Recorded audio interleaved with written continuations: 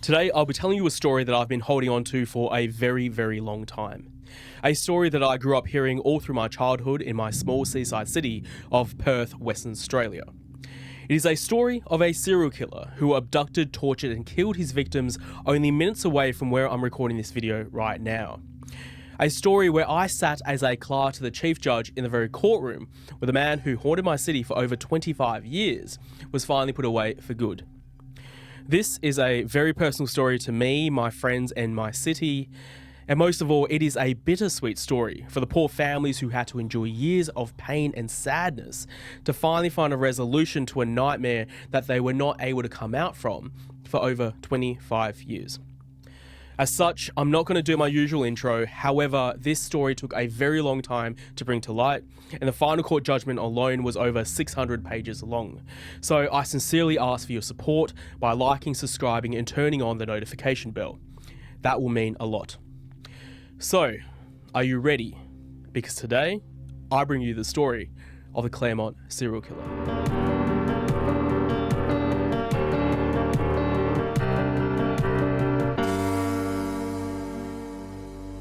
In the affluent suburb of Claremont, Western Australia, the streets whisper tales of prosperity and class. Spanning an area of only 3.6 kilometres squared, or 1.4 square miles, this suburb is part of the exclusive Golden Triangle, which is a group of suburbs in Perth where you will find riverfront mansions owned by billionaires or royal families, eye-watering high incomes, exclusive private schools, and a plethora of exotic cars. As they say, if you've made it in life, this is where you live. But beyond the stellar light of success, Claremont will always host a shadow lurking unseen, unheard, but deeply felt. This shadow came into existence in the year of 1996 and would linger on for decades after. For 18-year-old Sarah, 1996 was the year she was finally free. Born on the 12th of November 1977, Sarah Ellen Spears was brought up in Darkin, a small town in the Wheatbelt region of Western Australia. The Wheatbelt region is a beautiful part of the world. This is pure country Australia and a prominent farming region in the state, where you can wake up to striking yellow canola fields and fall asleep under clear skies and bright shining stars. I should probably disclose that I'm quite biased because I also grew up in the Wheatbelt. And like Sarah, I attended high school in Perth. For Sarah, she attended the prestigious Iona Presentation College in Mosman Park, an elite private girls' school where yearly tuition fees alone are over $15,000 a year. After graduating, Sarah went to secretarial school and got a job as a receptionist at an engineering consultancy firm in Subiaco. She later moved to South Perth, where she shared an apartment with her sister, Amanda. For much of her life, she was a bright and happy girl who loved her friends and family. Today, the 26th of January 1996, was no different. As she stared into the mirror, slowly applying her makeup, she briefly caught her reflection. Standing a petite 5 foot 2 inches with green eyes and shoulder-length blonde hair, she smiled. Work had been stressful and the days were long. But Friday night was for the girls, and tonight they were going to let their hair down and enjoy the best that Perth could offer. The first stop, a bar right next to the beach called Ocean Beach Hotel in Cottesloe. This is a massive hotspot in Perth where the lines to get in often drags around the corner of the building. But it isn't often seen as a quote-unquote club. It's more of a place to indulge in a couple of beverages during the afternoon and evening so that you could then head towards the city to go clubbing at night. And that was exactly the plan for Sarah and her friends. Bumping along to upbeat pop, Sarah rocked back and forth. She'd been at Ocean Beach Hotel with her friends for a couple of hours now, and it was now time to finally enjoy the night at a brand new establishment. This establishment was Club Bayview in Claremont. Now, as I said before, Claremont is a very, very, very prestigious suburb, and it's also very quiet. But whilst the inner streets of Claremont provide a very safe and secure haven for all the multi-million-dollar homes, on the outskirts, it's home to a number of select bars and venues, which at night turn into clubs.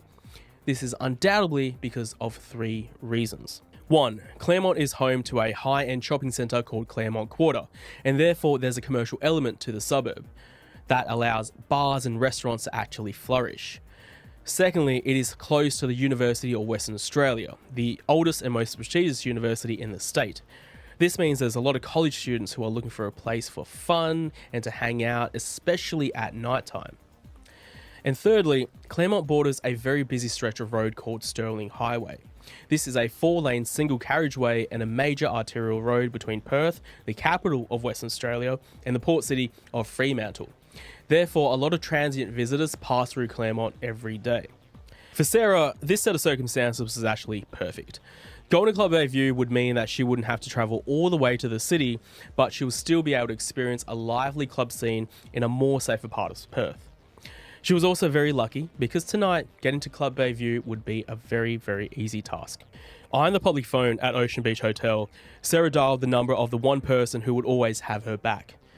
Picking up the phone all the way in South Perth, Amanda Spears knew who was calling and why she was calling. Smiling, she listened to cries of her sister begging for a lift to Claremont. As the big sister, Amanda had always taken care of Sarah, and tonight she would take up her big sister duty to make sure that her little sister got to where she needed to, safe and sound. It was only a short while later that Amanda would pick up Sarah and her friend, Emma McCormack, Anne Donnelly and Greg Mayfield, and they would parade down Stirling Highway. Pulling up to the entrance to Club Bay View, Sarah got out of the car and immediately turned around.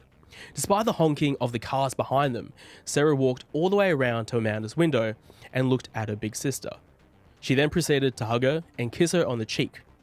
She smiled and then finally whispered, "Thanks for dropping me off." As Sarah walked away, Amanda noticed her outfit. A light-coloured t-shirt, a pair of Portman's beige-coloured tailored shorts which came just above her knee, and a black jacket that she tied around her waist. That was the last time that Amanda would ever see her little sister. Inside the club, the music was loud and the drinks were louder. In Australia, being 18 years old means that you are not only a legal adult, but you can also legally drink. So for Sarah, this meant that she could enjoy the night indulging in alcohol. Taking a sip of a vodka lime soda, she looked around the room.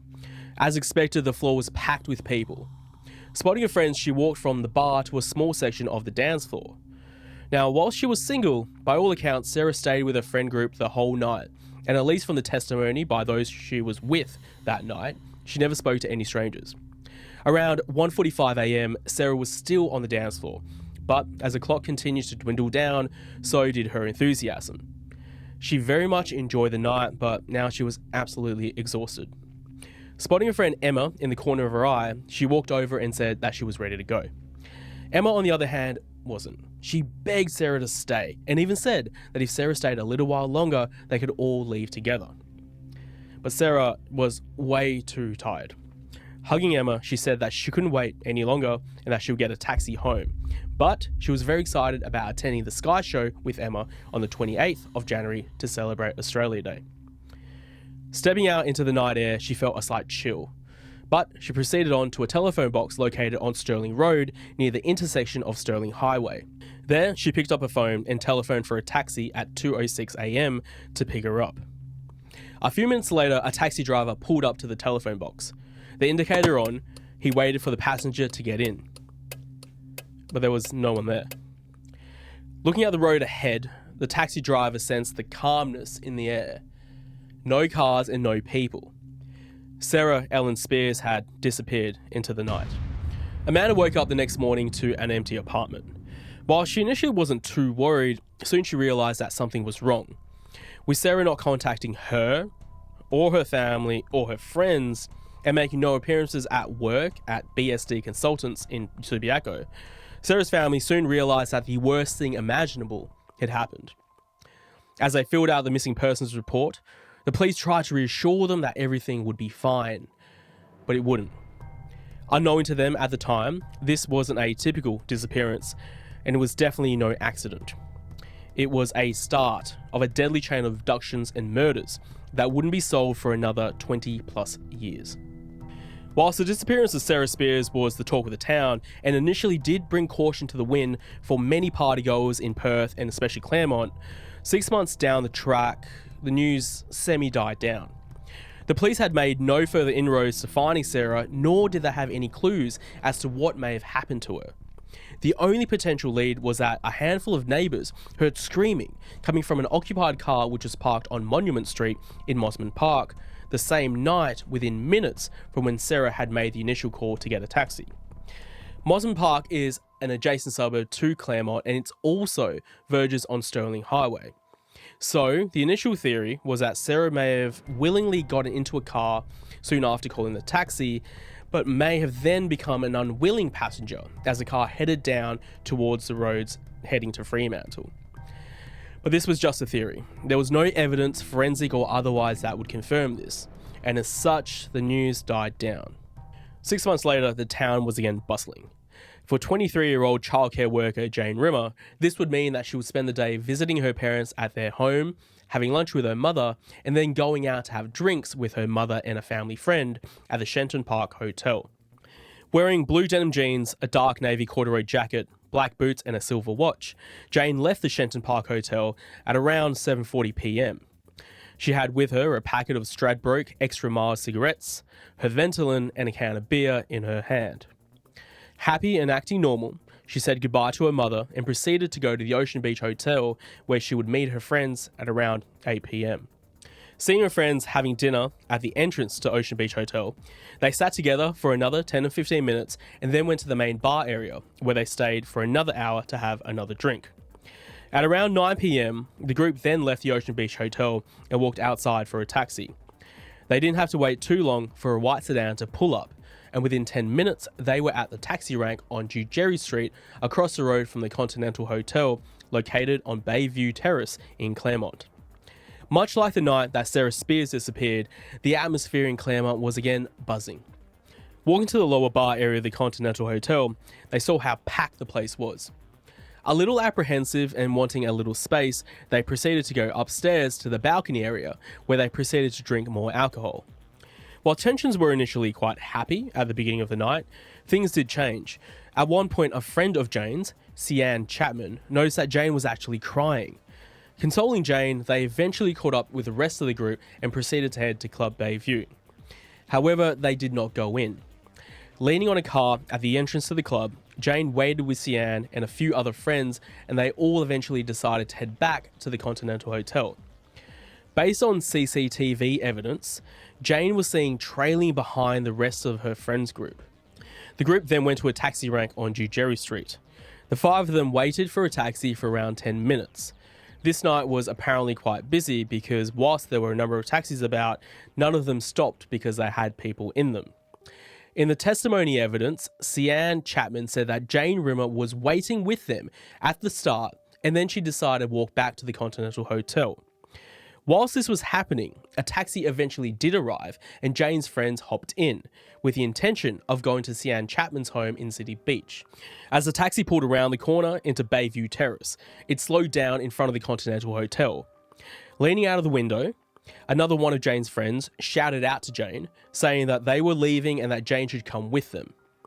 Leaning against a pole outside the front doors of the Continental Hotel, Jane was acting strangely. She bluntly replied back that she was waiting and that she didn't want to go, and turned her back and walked away from them. We don't know who Jane was waiting for, or even what Jane was waiting for. What we do know is that as Jane continued to walk away, that would be the last ever sighting of Jane Rimmer by anyone. In a span of 6 months, Perth detectives were facing 2 abductions with the same victim profile. Both were young white women, relatively petite in frame, who were alone and intoxicated and were last seen around the Claremont party area late at night. But unlike Sarah Spears, there was a breakthrough, albeit a tragic one. On the first week of August, a Saturday, Michael and his family went to their property in the morning and spent a few hours to enjoy the land and explore. With them were their 2 children and 2 of their friends. Leaving the property at around 2 p.m, their route home took them along Woolcott Road, heading towards Miller Road. As they were driving down, out of nowhere, a random chicken appeared and scuttled in front of their car. Initially, there was a plethora of screaming in the car as Michael slammed on his brakes, but soon after, there were joyous laughter as the children and Michael got out to see the chicken. Meanwhile, Michael's wife, Tammy, stepped outside to see where they were. Looking around, she spotted some death lilies on the right-hand side of the car. A very poisonous plant, but also a very attractive one. So she stepped forward and kneeled and picked up 2 of the lilies off the ground. As she was doing so, something caught her eye. 3 meters from where she was standing on the road was a soul lily. Abnormally large and shaped like a coon, it was unique and it was rare. Tammy walked closer, but then felt what seemed like a stick touching the back of her calf. She looked down, and her eyes traced the origins of a stick. All of a sudden, her heart started to pump louder and louder. And then, she screamed. This time, it wasn't another animal. It was the body of a dead woman. And near her, a silver watch. The same silver watch that belonged to Jane Rimmer. Now that there was a body, the police felt confident that they would finally be able to pull all the pieces together and not only figure out how this tragedy happened, but most importantly find the person responsible. But again, this would not happen because the killer wanted the trilogy. One last victim before he could retire for good. This victim would be a young lawyer called Ciara Glennon. Standing 5 foot tall, Ciara Glennon was slim, had a fair but tan complexion, and had recently dyed her hair a lighter shade of brown. This unfortunately made the 27-year-old the perfect fit for the killer's victim profile. Much like the other victims, Ciara was at another location before she decided to head to Claremont late at night. In this case, it was Friday night on the evening of the 14th of March 1997, approximately 7 months after the body of Jane Rimmer was found. Finishing work at 5:45, she turned off her computer and then proceeded to take the lifts upstairs to the 16th floor of her firm's office. That's where the boardroom was located, and that was where she was going to attend work drinks. With stunning views over St. George's Terrace, a prominent business district at the heart of Perth City, Ciara sipped on champagne while conversing with her colleagues about her sister's upcoming wedding. The rest of the evening was peaceful fun, and by all reports, everyone was enjoying their time. A bit before 11 p.m, the remaining group decided to head to the Continental Hotel. This time, a taxi was not needed. A partner at Ciara's firm, named Neil Ferris, had offered to drive them instead. With that, the group took the lift to head downstairs to the basement car park, and one by one, everyone crammed into Neil Ferris's car and they drove directly to the Continental. Parking across the road near the train station, the group then crossed the road to walk up to Jew Jerry Street and then to Bayview Terrace, arriving at the hotel at around 11:15 p.m. But just before going in, Ciara paused and let her colleagues walk in front of her. She had spotted a friend who was standing on the balcony right at the entrance. In clear sight from the road, Ciara stood and conversed with her friend, and after a couple of minutes of conversation, Ciara then went inside to join the rest of her colleagues. Once inside, however, Ciara didn't stay for long. At around 11:45, she told her colleague that she had had enough and was going to go home. Based on witness accounts, while Ciara wasn't completely intoxicated, there were very clear signs that she had been drinking. As Ciara walked away from the Continental, this would be the last time that her colleagues would ever see her again. However, unlike the other victims, there would be witnesses who would come forward to describe a woman walking in the direction of Stirling Highway. A woman we believe to be Ciara. These accounts refer to a woman, aged between 25 and 30, wearing a light-coloured top and a jacket tied around her waist. One witness would speak to this woman holding a bag tightly tucked under her arm with what appeared to be a phone in the other hand, and she was looking like she was waiting for someone. Most importantly, however, there were recounts of there being a white Commodore sedan, which was seen in the vicinity of the area soon after Ciara was walking down Stirling Highway. This was the same type of car that was mentioned by some other witnesses who came forward to give a police interview in the disappearance of Sarah Spears and Jane Rimmer. Previously, this piece of information could not be corroborated, but now, maybe it would be a valuable clue. On the 3rd of April, Ciara's body would be found in dense bushland in Ingleton, an hour's drive away from Claremont. The forensic profile showed a body that had similar marks and abrasions as the body of Jane Rimmer, and was covered up and concealed in a similar way, with branches and vegetation semi-covering her body. With 3 disappearances and 2 confirmed deaths, suspicion arose dramatically. Initially, this centered around the unidentified vehicles seen at 2 of the locations and an unidentified man seen in CCTV footage. Suspicion then focused on Perth's taxi drivers because the women were last seen in circumstances where they may have used taxis. This included the driver who claimed to have transported Sarah Spiers the night before her disappearance. As a result, a massive fingerprint and DNA testing exercise was carried out on the thousands of taxi drivers licensed in Western Australia. After evidence showed that there were a number of unlicensed operators, the examination standards to get a taxi license was raised, and 78 drivers who had significant criminal history were de-licensed. Stricter standards were also applied in verifying that decommissioned taxis were stripped of all insignia and equipment. Whilst this undoubtedly played a positive role in ensuring greater passenger safety, the police were no closer to finding out who was responsible than when Sarah Spiers was taken back all the way in January 1996. And nothing would change for the next 20 years. But the reason why you should never give up is because sometimes if you keep trying, one day you'll find an answer. This answer was finally found in December 2016. Based on DNA, forensic and propensity evidence, this is what really happened to Sarah Spiers, James Rimmer and Ciara Glennon. Sitting in his car in a darkened street alone with the sounds of crickets chirping around him, this was not an abnormal practice. He had done this many times before, and what he'd planned to do tonight was something that he had done twice, most recently last year. His impulses first revealed themselves when he was a teenager. Barely an adult, he began taking women's underwear and nightgowns from the homes and clotheslines of his neighbours in the suburb of Huntingdale. At the ages of 19 and 21, he attacked random women, but ended up abandoning the assaults after they fought back. And at 26 years old, he abducted a teenager and sexually assaulted her. But this time, he was going to take it a step further. Looking ahead, he saw a woman who was walking perpendicular to him. She couldn't see him, but he could see her. This was who he was waiting for, and this was his chance. Turning on the engine, Bradley Robert Edwards slowly disengaged the parking brake and idled towards the young woman. Seeing the car approach, she walked over and got in. It was exactly how he expected things to go. She was intoxicated, young, and the false comfort and illusion of him being a worker for Telstra in uniform was enough to persuade her to take a lift from him.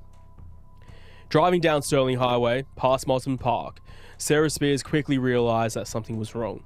As Bradley Robert Edwards turned into a narrow street, she screamed, and he grabbed her and subdued her. Soon, there was silence in the air.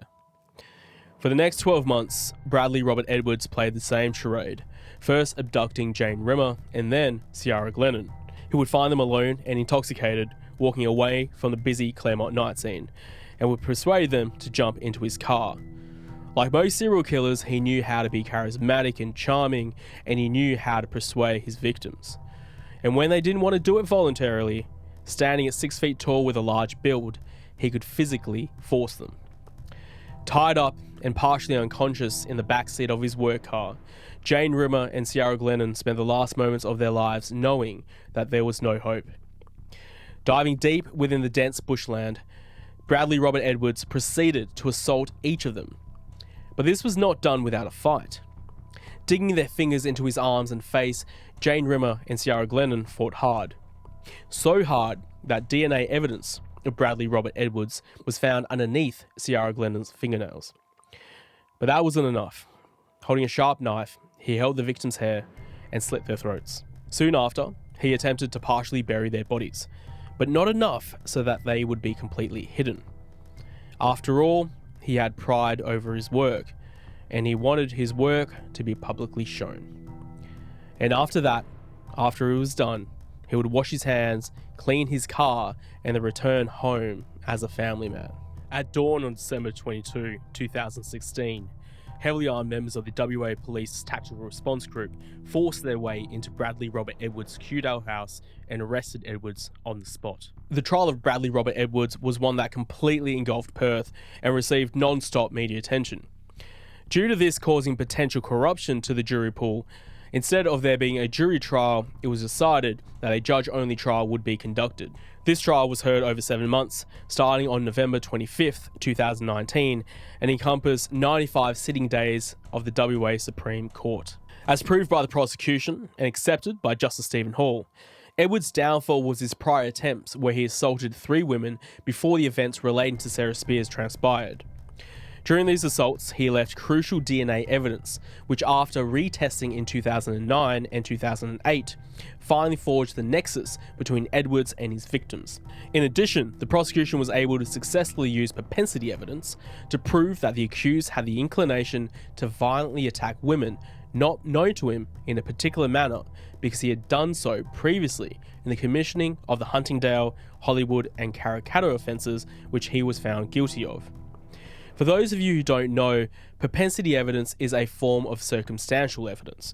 It is evidence of the conduct of a person or the evidence of their character or reputation that supports the view that they tend to act in a certain way. Finally, the prosecution presented fibre evidence that established both Jane Rimmer and Ciara Glennon were in a VS Holden Commodore, which were vehicles driven by Telstra employees. The accused was a Telstra employee at the time of the offence, and it was a prosecution's case that he drove the car in which the fibres were discovered. With that, Justice Hall was able to find Bradley Robert Edwards guilty beyond reasonable doubt for the willful murder of Jane Rimmer and Ciara Glennon. Tragically, however, the same could not be said for Sarah Spears.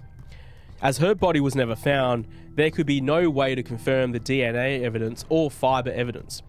Whilst there was a strong likelihood that Edwards also killed Sarah Spears, and it was more likely than not, any remaining evidence could only point to generalised similarities, which alone were not strong enough to support a verdict of guilty.